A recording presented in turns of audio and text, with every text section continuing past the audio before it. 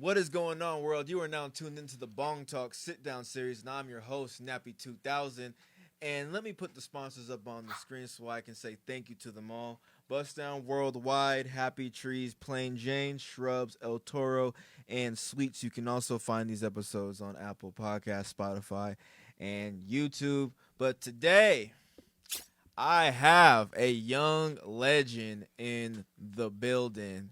If you've been in the underground in hip hop for a while, I know you've heard his name.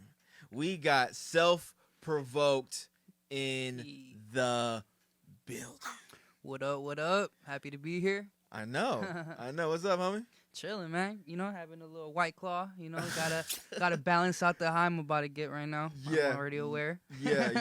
This is Bong Talk. So I appreciate you letting me know that we're gonna wait till the end to take some Bong Talk so you don't get all weird and shit. Yeah, you know, I get a little strange. Yeah. A little strange. A little I just kidding. No, I just get hella strange. antisocial. Yeah, like, That's just funny. So, like I said, like you've been doing music for quite some time. mm-hmm. So, for people who don't know, when's the official age you started?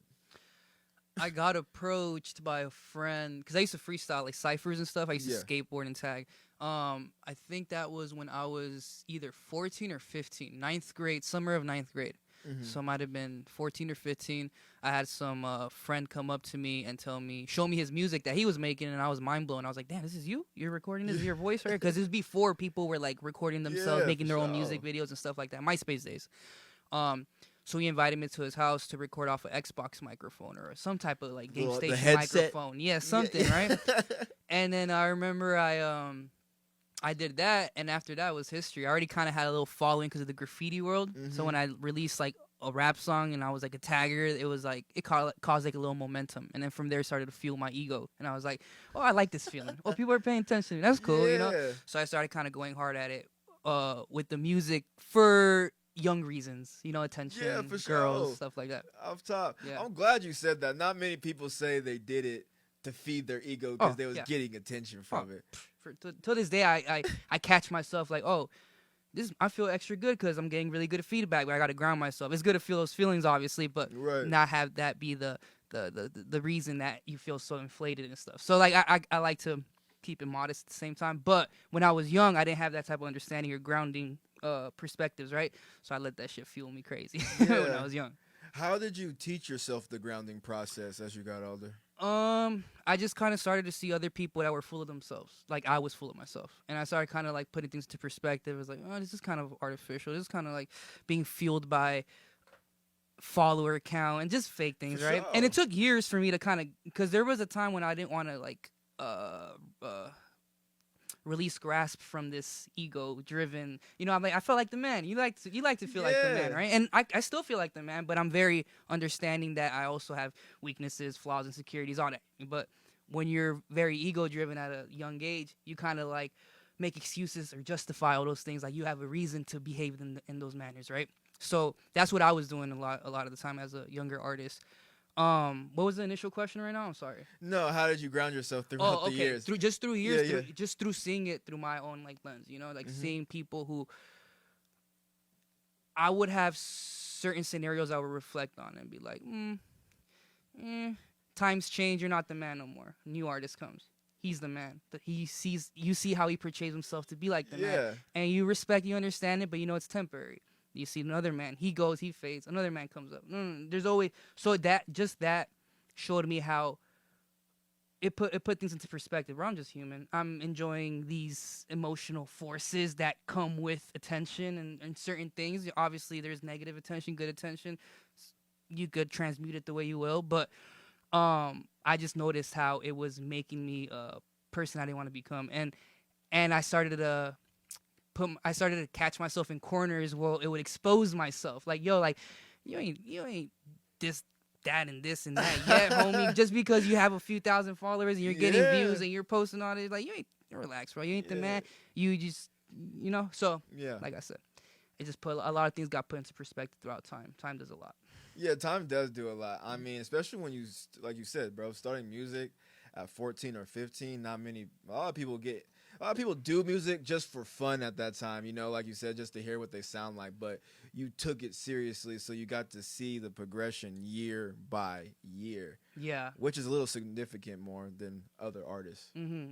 Yeah, and was able to put my finger on certain things that would drive me in the music world within different time frames. In the beginning was the ego. Second was me trying to, I realized my ego was interfering with my outlook, so I try to kind of help people that I felt might be in the same trap as far as the ego trap. And what ego is not, a lot of people take ego as a straight arrogance. For me, ego, the definition of ego is perception of self. So how you perceive yourself. So I didn't perceive myself as an open, understanding I just perceived myself as someone that was there to take space, not absorb someone else's space, which is understanding, you know? Right. So I was just like, this is my way, this is the way I want to do it. Oh, you don't fuck with me, you're not good for me. But it was like, yo, maybe some people are disagreeing with you at a certain point were actually good for you. And you just like, perfect example, like homeboy Kanye West, right? He's like, maybe Sway did have the answers, you know? Yeah. And then, we're just possessed by emotions sometimes. Like, homie thought he knew the answers. He knew what he wanted to do. Not saying he was wrong or right or whatever the case may be. But people change their minds. People see things from different perspectives. And that's just what happened with me throughout my little career. Right. So now what would you say drives you? Communications, relationships, understanding of what my end goal would be with this. If I wanted to put my time into music, all right, cool. Like the fame, the attention, the money, that's all good. I'm generating bread in other forms right now. I'm chilling. I don't need the bread. Like, more bread is better, obviously. But if it was for me, I'd be like, yo, I want to kind of let people be themselves again. I feel like everybody's an archetype, especially in the hip hop world. Everybody's just one archetype or two archetypes. They're one form of person or another. Everybody's like, yo, I'm the man. I'm this. I'm that. I'm this. It's like very braggadocious. Yeah. Yeah, and it's like, to me, I see a weak individual when people do that, and that's all they have is, if that's all they're showing off to bring value to themselves. It's like, bro, like, you without all that, like, what value do you have? Like, why would I want to like communicate with you or bring you to my circle or not saying that my circle is a place they want to be, but it's just put into perspective the people I want around me and who I don't want around me and what they're being driven by and what their end goals are and what they would do or sacrifice to get to that end goal. It's sad. There's a lot of people that do a lot of fucked up shit for money or fame. Yeah. Like, like right now, I don't want to speak on that because I don't want to judge nobody, but the prostitution game, and do what thou will, that's fine. But I think that's something that you do when you want to get out of a hole and then you want to get back to a certain level of ground to play amongst everybody else. But now it's getting glorified to the point there's like little girls hearing music at 12 years old talking about fuck them, then I make some money or some shit like that. Yeah. If you're a 12-year-old, 11-year-old girl and you're hearing this stuff, you literally glorify this lifestyle. And like I said, there's nothing against people who actually live that lifestyle. I have a lot of people I know that are in that lifestyle. But there has to be a point where it's like, all right, let's step back and let's see what this tool, because hip hop is a tool. Everything in life is a tool. What is this accomplishing? And who is running hip hop? And it's not the people we think is running hip hop. Exactly. And it's not even on some like white and black shit because it's like sex of certain individuals. It goes very deep. It goes very deep. Very 100%. Yes.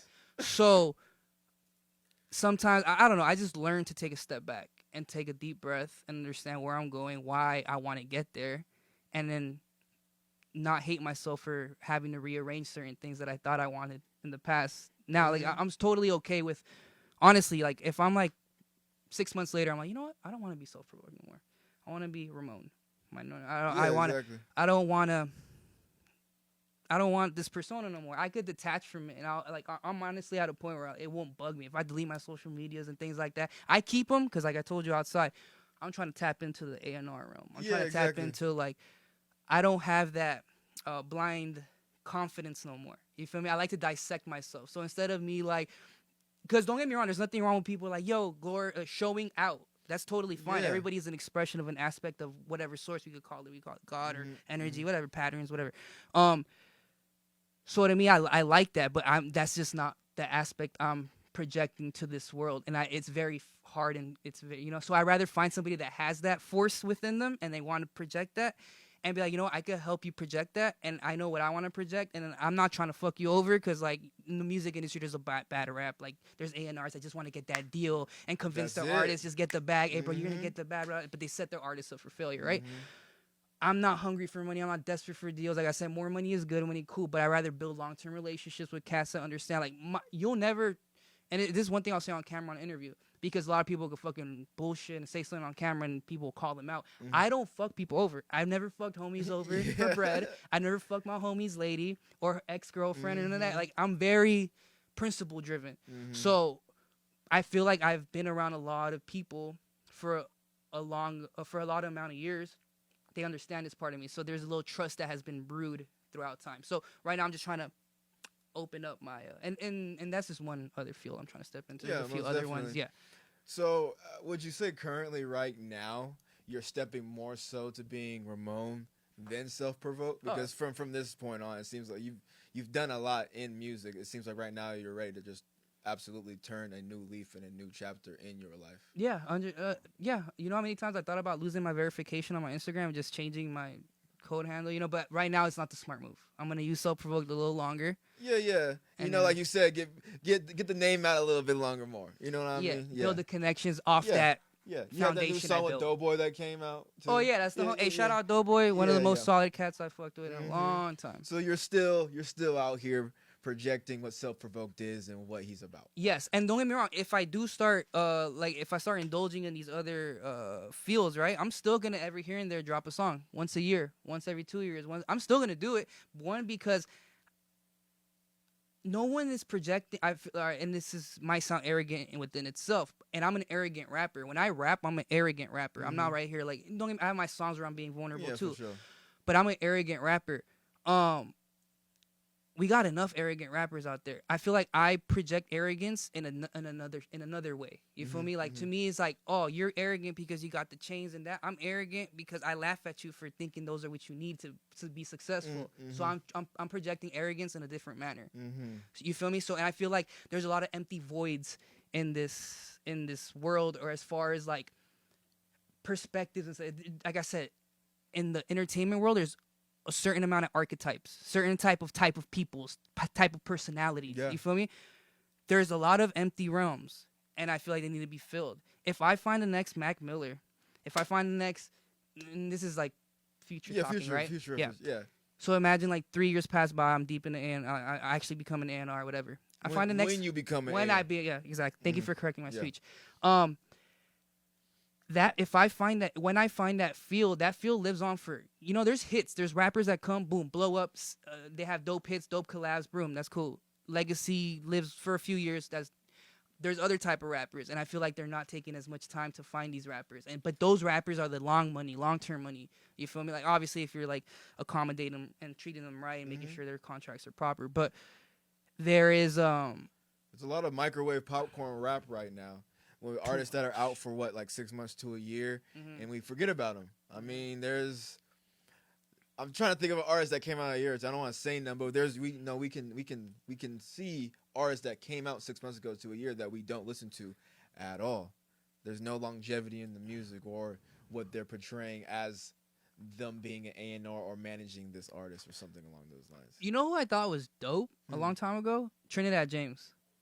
Like, I thought Trinidad James was dope. Like, I feel like, I don't know why I just thought about that when you, like, for some reason while you were talking, his name popped in my head. But I remember when I heard his album when I was young and shit, I was like, yo, like, this is different. It's flashy, like, gold all in one, you know? But perm? Yeah. It was different. And he had other songs, too, bro. But this one was vulnerable in his tracks, still being arrogant, but vulnerable. Like his whole project, I forgot what project it was. But, like, I don't know. I fucked with homie, and I feel like, labels use people. Obviously, business is business. It's fucked up, but it's just it's cutthroat, you know? Like, there's certain artists that could have had a longer career, you know? But I feel like they just, you're cool for this time frame, and that's it. Dispose of you. And if you want to tweak a little something on that contract, they just abandon you. You know, like, you're disposable in that world. That's how I feel like they did with Designer, bro. Yeah, oh, for sure. I think he could have been around for a lot longer, but they just kind of stuck on that Panda shit. Yeah. And that was it. And they would compare him a lot, right? They said he sounded like Future, or what rapper was it that they would say he sounded like? But they probably, but we said the A&R, whoever was working with him, purposely probably did it because that was when Future was hot at the time. Exactly. So, make it easy. Let's put someone that sounds similar to what people are familiar, rather than, like you said, find the empty void, find that artist that could give you that longevity, rather than just that moment. Yeah, no, 100%. I agree with that for sure. Drink time. I know we all just took a drink right now. Real quick, you are now tuned into the Bong Talk sit-down series, and I'm your host, Nappy2000, and we're going to take a quick break, and we will be right back. Stay tuned. We'll be right back for more. Crafted from the fires of dragons, chilled on the highest peaks of Everest, the Canagard is designed for perfection. Using only the freshest herbs our planet has to offer. Cultivated by years of experience.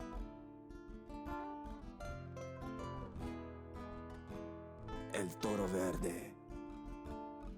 Crisp, rich draw. Slow resin burn. Be bold. Be elegant. Be the bull. El Toro Verde. You should be smoking.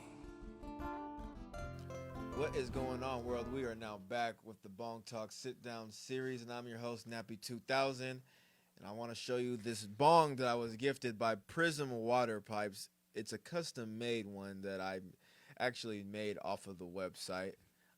Thank you to them for gifting me this. It's amazing. I haven't hit it on air, so I might as well just take a quick hit before we continue this interview with Self Provoked. Hold up.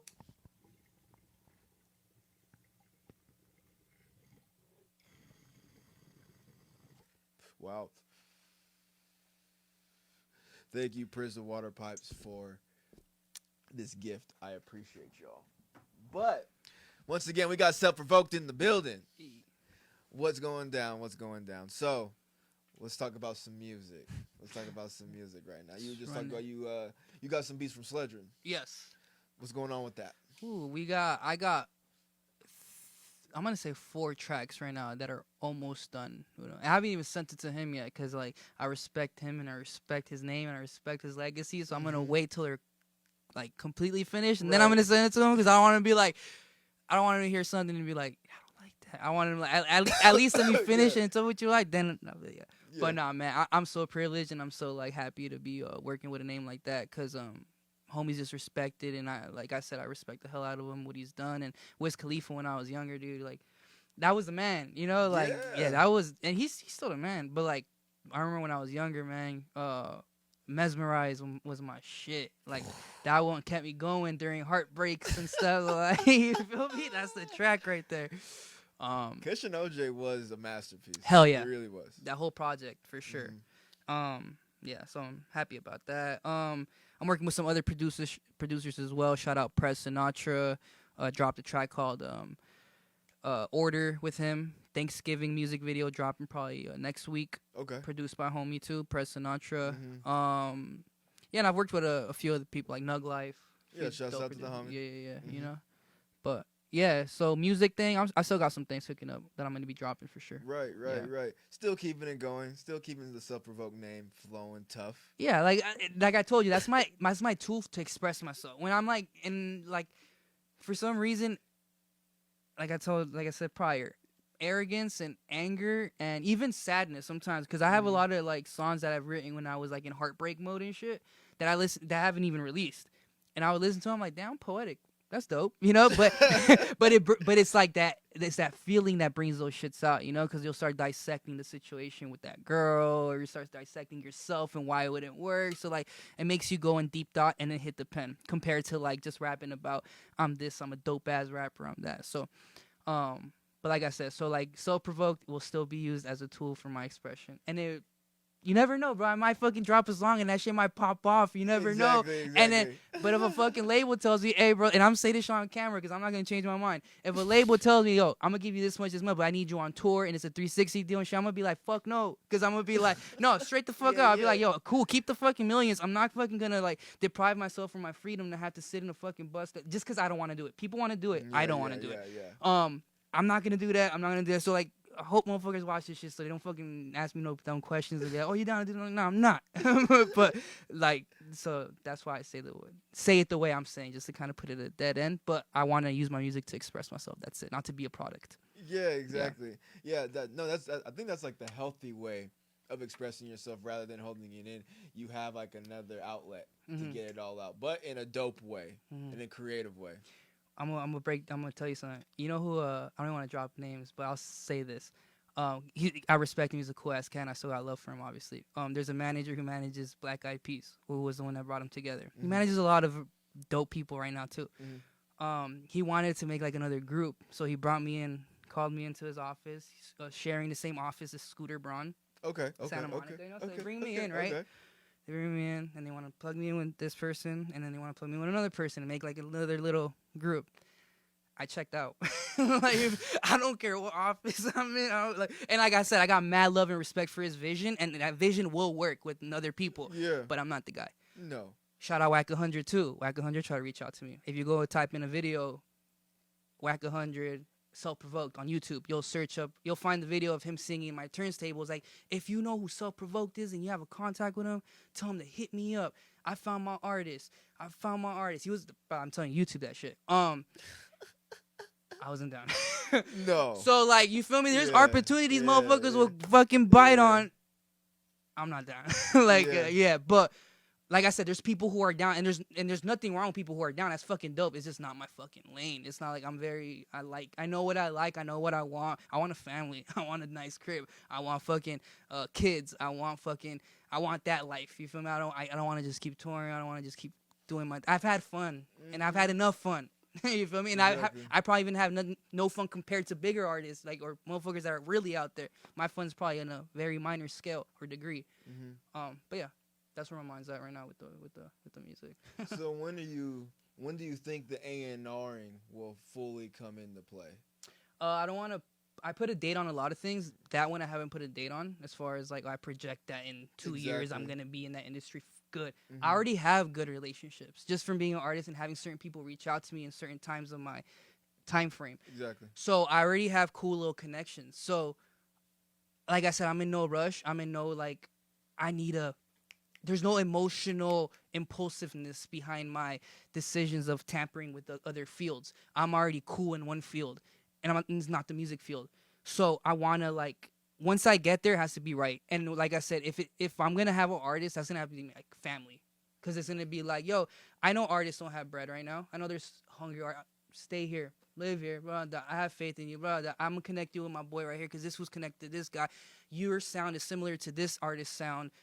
I want to do that for somebody. And like I said, I don't boast. I don't show out on favors that I do for my friends and stuff, but I'm a very like helpful friend. Like I had a friend from New York, like fucking a few months ago, that came out here, got sick with COVID on his second day out here. No one wanted to house him. This was gonna spend mad bread on hotel. I'm like, bro, stay at my fucking crib. I'll stay at my parents' crib for like a fucking week and a half. Stay at my crib. Don't spend bread. Blah, blah. I do that shit. I don't I give money to homeless people. I don't film it. Like, you know, like, I'm just that freaking dude. You feel me? Exactly. So, like, I'm not in no rush to have anything manifest itself in the physical realm because I'm good. Exactly. Yeah. When it's time and it naturally happens and authentically. Time is my friend. Time has always been my friend. There's never been a time where I've seen time as like, damn, obviously minuscule situations, but time has, it's mind fucked me how nice time is. It's never been the devil for you. No, it's been my fucking angel. Exactly. I love time. Time for me works fucking great. I love it. Yeah. That's just how it is for some people. But some people are more tapped in and control their situation and what the, you know. There's an art and a science to me, to how I live my life. Everything has to be like, look, if I try something and I like it a lot, I know not to try it, not to eat it the next day and the next day, because I'm gonna get in a habit to you know, and I'm gonna become addicted to something I really like. So if I try something and I like it, I'll give some time before the next time I try it, because I'm like, yo, I really like that shit. And I know what it's doing to my brain. It's spiking the hell out of my dopamine. And the more I flood my dopamine, the more the serotonin starts depleting. So with that brain chemistry in mind, it's not a good formula. You feel me? So like I know to put to view things from an outskirt perspective. That's how I live my life. No, that's good. And I love it. Yeah. Sometimes it's good to look from the outside in. Not many people can like take themselves out them shoes and look themselves in the mirror, and that's and inside out too. Yeah, inside out. You know, outside in, inside out, every way. Yeah. We can take it there. We can take it there, y'all. We really could, but it's time. 5 minutes. Our last 5 minutes. Self. Pack. Oh, you know what? I got some weed. Let me pack What do you have? I got a little bit of doggy bag in this little. I have pounds of weed, so I just yeah, grab it and put it in a little bag and shit. But so this one is a Burners and Snoop Dogg's strain is a doggy bag. Oh, I haven't tried that. You know one. what? That sucks. And you're probably not gonna try it tonight, just because it's the bottom part. It's shaking Ah. shit. Above it is runts. Yeah, Okay, so it's like runs. it's my little pack. I Okay, just throw okay, any okay, weeds on okay. it. Yeah. That's the one that came in like the actual like the doggy thing, like the Yeah, you know what I'm talking about? I won't say this on camera. We'll talk about it after. Okay, but okay. Right. But, Yeah, we know. Yeah. Yeah. Fuck it. Let's change my personality. Yeah, this is what we do on Bong Talk, you know. Let's alter my. Right now, we're gonna see Self Provoked's mind shift. Oh, for real? No. Dude, I've been on lives where I hop on lives on my Instagram, and I'm like hella. This is myself. I'm outspoken. I talk a lot. I'll smoke weed, and then after like I'm just on live and I'm sitting looking at my phone. And I'm like, what the fuck am I doing, bro? And I'm like, hey guys, I got a call. I gotta handle some shit. Much love, peace. I'm like, what am I doing? But, yeah, you're thinking like, why am I on my phone talking to myself right now? Why'd I smoke a bowl right now? Like, it's not the time. But so we're gonna take it there right now. Yeah, obviously I don't learn my lessons, right? I guess not. Oh.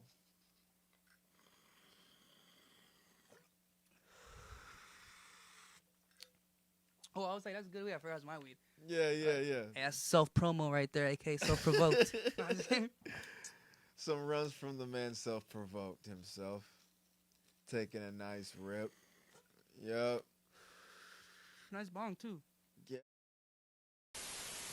Thank you guys for tuning in to the Bong Talk Sit Down series. You can find these episodes on YouTube, Spotify, and Apple Podcasts. Also, thank you to the sponsors of the show.